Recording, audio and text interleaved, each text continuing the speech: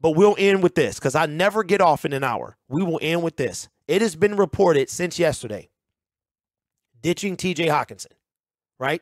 And I'm going to go in there with Josiah. That's what I was going to go. If we get rid of Jared Goff, Vitae, and a few other players, we will have upwards of $65 million next year to do something with this team. And I'm going to say this. I don't think a lot of difference makers are out there in free agency.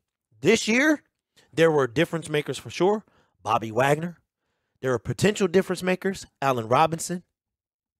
This year, there's only about 5 of them. And one of them is Saquon Barkley. Okay? Who is 25, by the way. What are we going to do? What are we going to do? Mr. Poole says no matter what happens the rest of this season, free agency and the draft, I'm holding their feet to the fire, both Dan and Brad.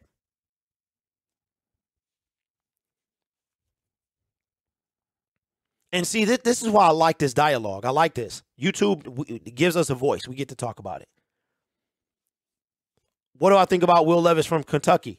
I know that he's older than the average person coming into the draft. I think he's 25, 26, somewhere around there. Reminds me of Brandon Wheaton as far as age. But I know he's a big dude. 6'4"? He's a big guy. And a lot of people would actually take him. But I think that we might need to scale it back as far as what we think Brad Holmes is going to do with this money. Y'all think he gonna cut Jared Goff. And I think that he may or may not. We're not going to know until Jared Goff is shown his papers.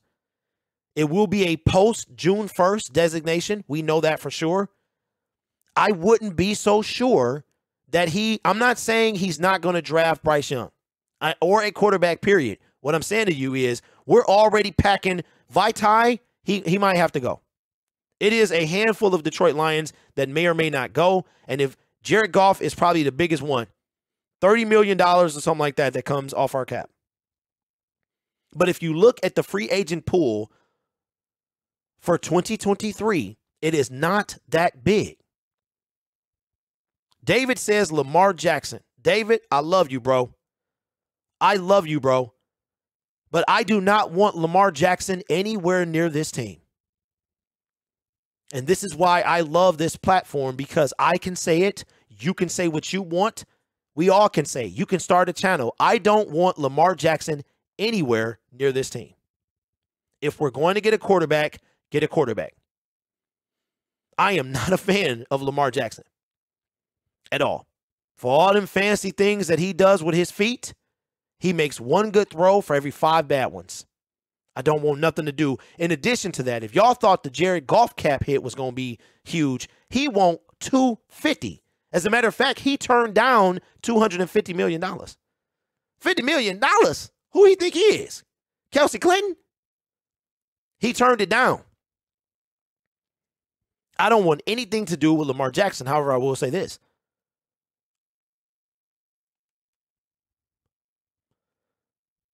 I will say this.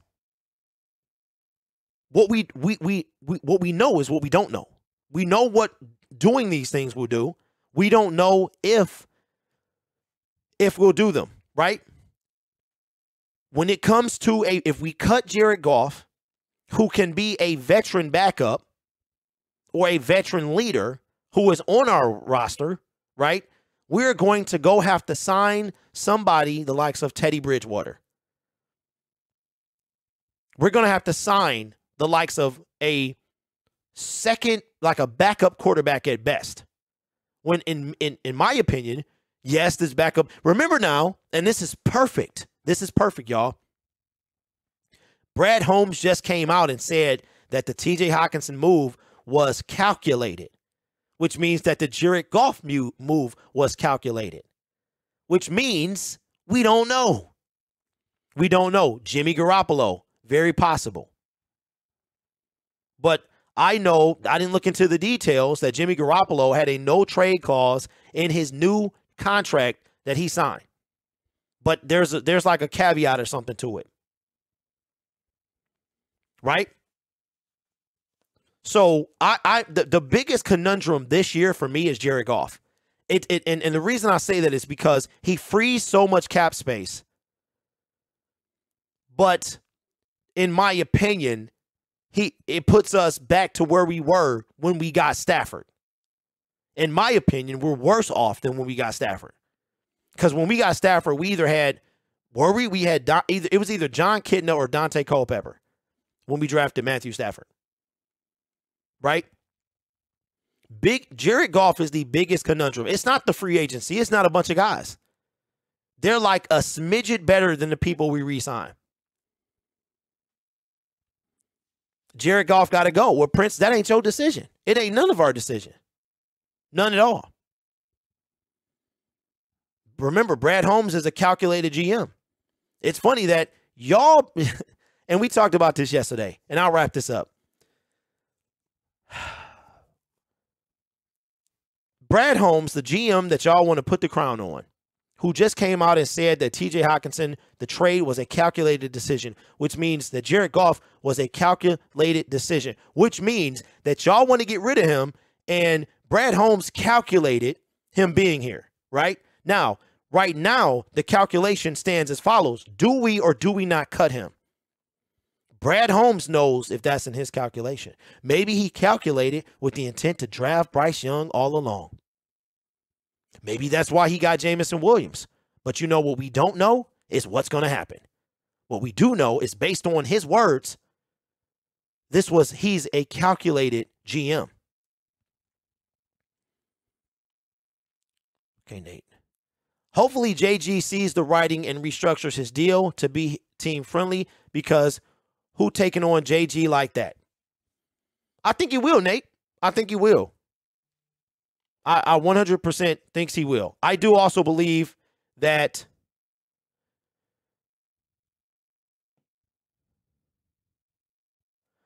I think that JG also wants to be here.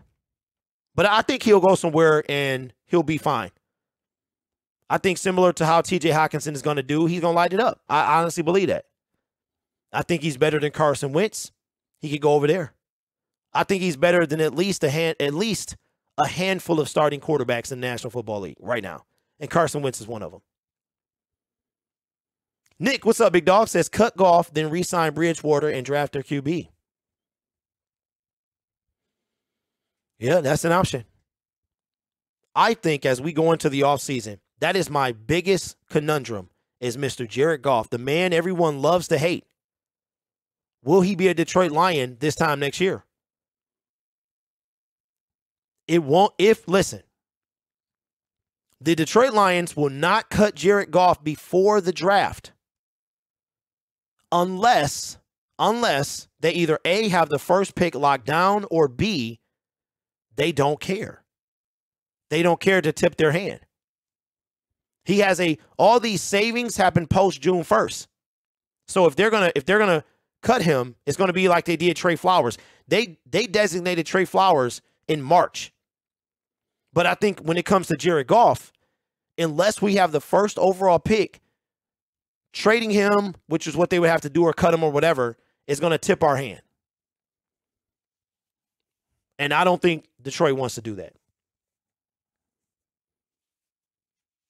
Well, I'll put it like this, and we'll get off, man. I want this team to win. If that means Jared Goff, that means Jared Goff. If that means Jared Goff tutors Bryce Young, that's what that means. If that means that Goff is on his way out and Bryce is on his way in, and it can be a smooth transition where Bryce is comfortable or quarterback A is comfortable, I'm all for it. I just don't want to see Jory Harrington 2.0. I don't want to see Matthew Stafford 2.0. And what I mean by that is have a team. Have a team, because I believe in my heart that year 3 is a big year for this regime.